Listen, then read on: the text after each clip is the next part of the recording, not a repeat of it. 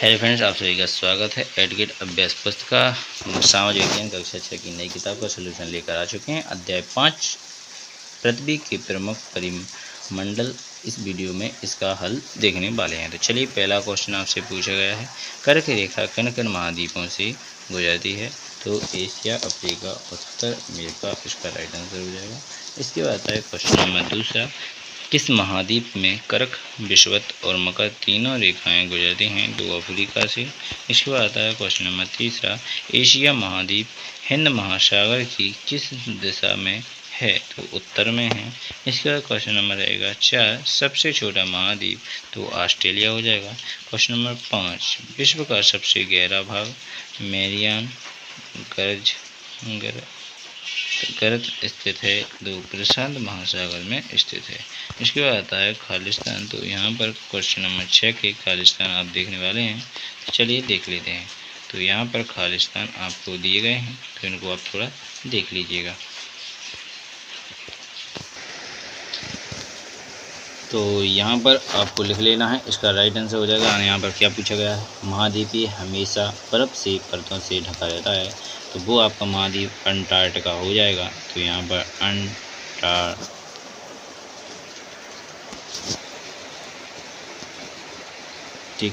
Antarctica आपका इसका right answer हो जाएगा। तो आप इसका आंसर अंटार्कटिका लिख सकते हैं। इसके बाद नेक्स्ट क्वेश्चन आपसे पूछा गया है बी 6 का भी। तो यहाँ पर वायुमंडल में हम जैसे जैसे ऊंचाई की तरफ बढ़ते हैं, वायु का घनत्व क्या हो जाता है? कम हो जाता है। इस प्रकार क्वेश्चन नंबर 3 देखेंगे, पृथ्वी की वह एक सीमित क्षेत्र जहाँ सभी प्रकार का जीवन पाया जाता है, उसे जैव मंडल कहते हैं। क्या कहते हैं? जैव मंडल कहते हैं। इस प्रकार क्वेश्चन आपका तीसरा भी कंप्लीट हो जाएगा। अब देखते हैं चौथा, खालिस्तान एवं खालिस्तान महाद्वीप का संयुक्त भूभाग यूरेशिया है। तो यहाँ पर आप लिख सकते हैं यूरोप और एशिया। ठीक है, यूरोप और एशिया दोनों को लिख सकते हैं, दोनों खालिस्तान में। इसके बाद आता है 5वां खालिस्तान। तो इसे भी आप यहाँ पर देख सकते हैं। तो यहाँ पर लिखा है, अफ्रीका महाद्वीप का सहारा मरुस्थलीय उत्तर गोलार्ध यहाँ पर है, उत्तरी या उत्तर यहाँ पर लिख सकते हैं, उत्तरी गोलार्ध में स्थित है। इस प्रकार आपके संपूर्ण खालिस्तान कंप्लीट हो जाते हैं। चलिए अब देखते हैं एक नया प्रश्न होता है। तो क्वेश्चन नंबर 7 में आपसे पूछा गया है, किसी स्थान की ऊंचाई समुद्र तल से ही क्यों मापी जाती है? तो समुद्र तल की जल सभी जगह से समान होता है, इसलिए किसी भी स्थान की ऊंचाई समुद्र तल से ही मापी जाती है। इस प्रकार क्वेश्चन नंबर आपका 7 कंप्लीट हो जाता है। 8वां देखेंगे, पृथ्वी की सतह को किन 2 मुख्य भागों में बांटा गया है? तो पृथ्वी की सतह को 2 मुख्य भागों में बांटा गया है, महाद्वीपीय, महासागरीय बेसिन। तो इस प्रकार आपका क्वेश्चन आंसर कंप्लीट हो जाता है। अब देखेंगे क्वेश्चन नंबर 9, जीवन के लिए आवश्यक तत्व कहाँ पाए जाते हैं? उनके नाम लिखिए। जीवन के लिए आवश्यक तत्व केवल पृथ्वी पर पाए जाते हैं। जीवन के लिए आवश्यक तत्व भूमि, जल या हवा है। इसके बाद 10वां क्वेश्चन पूछा जाएगा, महासागरों में असीमित मात्रा में जल उपलब्ध होने के बाद भी हम पीने के लिए इसका उपयोग क्यों नहीं कर सकते?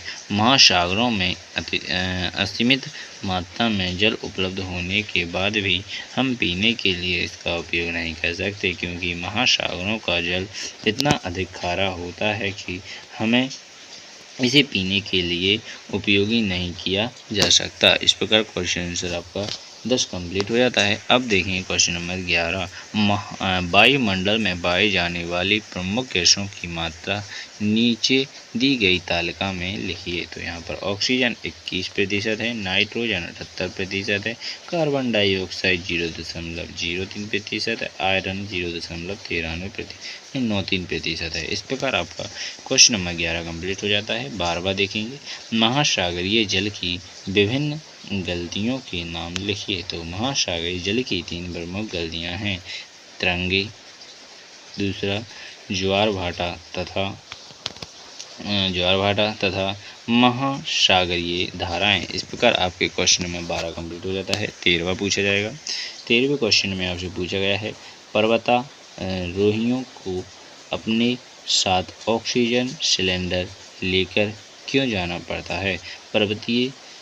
पर्वतों पर पर्वतारोहियों को हवा के घनत्व में कमी होने के कारण सांस लेने में कठिनाइयाँ होती हैं, इसलिए भी ऑक्सीजन सिलेंडर साथ लेकर चलते हैं। इस प्रकार क्वेश्चन आंसर 14 हो जाएगा। जल संरक्षण की कोई 3 विधियाँ लिखिए। तो यहाँ पर पहला हो जाएगा, यह जांच करें कि आपके घर में पानी का हिसाब ना हो, आपको जितनी आवश्यकता हो उतने ही जल का उपयोग करें। तीसरा, पानी के नलों को इस्तेमाल करने के बाद बंद रखें। इस प्रकार क्वेश्चन आंसर 14 कंप्लीट हो जाता है। 15वां देखेंगे, जीवमंडल की प्रमुख विशेषताएं लिखिए। तो पहला हो जाता है, जीवन मंडल स्थल, जल तथा हवा के बीच का एक सीमित भाग है। दूसरा हो जाएगा, यह वह भाग है जहाँ जीवन मौजूद है, यहाँ जीवों की बहुत सी प्रजातियाँ पाई जाती हैं। तो इसके बाद आपका तीसरे के बाद चौथा हो जाएगा, मनुष्य सहित सभी प्राणी जीवित रहने के लिए जीवमंडल से तथा एक दूसरे से जुड़े हुए हैं। इस प्रकार क्वेश्चन नंबर 15 कंप्लीट हो जाता है। अब देखेंगे क्वेश्चन नंबर 16, दिए गए रेखा मानचित्र में विश्व के प्रमुख महाद्वीप, महासागर एवं कर्क मकर व विषुवत रेखा को दर्शाइए। तो यहाँ पर आपका उत्तरी अमेरिका हो जाएगा, यहाँ पर दक्षिणी अमेरिका हो जाएगा, ये अफ्रीका हो जाएगा, ये एशिया हो जाएगा, ये यूरोप हो जाएगा, ये आपका यहाँ पर ऑस्ट्रेलिया हो जाएगा। इसके बाद अब आपसे इनमें पूछा गया है कर्क रेखा, मकर रेखा। तो कर्क रेखा पहले यहाँ से गुजर जाएगी और मकर रेखा आपसे नीचे से गुजर जाएगी और विषुवत रेखा बीच वाली रेखा वो यहाँ से गुजर जाएगी। इस प्रकार आपके तीनों रेखाएं गुजर दी हैं बने। इसके बाद महासागर कौन से हैं, ठीक है। तो यहाँ पर आपका एक हिंद महासागर है। इसके बाद ये आपको यहाँ पर देख लेना है कौन सागर कहाँ पर है। इस प्रकार आपको यहाँ पर बताए गए थे, तो हमने यहाँ पर कोशिश की। तो यहाँ पर आप इसे लिख सकते हैं कर्क रेखा, इसे मकर रेखा और यहाँ पर बीच वाली हो जाती है विषुवत रेखा, ठीक है। तो इस प्रकार आप इनको अच्छी तरीके से समझ लीजिएगा। चलिए बिना टाइम खराब किए क्वेश्चन नंबर 16 कंप्लीट हो जाता है। इसके बाद अब आगे आपका है नहीं, तो ये पार्ट भी कंप्लीट हो जाता है। नेक्स्ट पार्ट का इंतजार कीजिए, जल्दी से जल्दी उसका भी सोल्यूशन आपको लेकर आने वाले हैं। तो चलिए बिना टाइम खराब किए वीडियो को यहीं पर एंड करते हैं। अधिक से अधिक बच्चों के लिए शेयर करें। आपने अभी तक हमारे चैनल को सब्सक्राइब नहीं किया हो तो सब्सक्राइब कर लें। धन्यवाद। जय हिंद, जय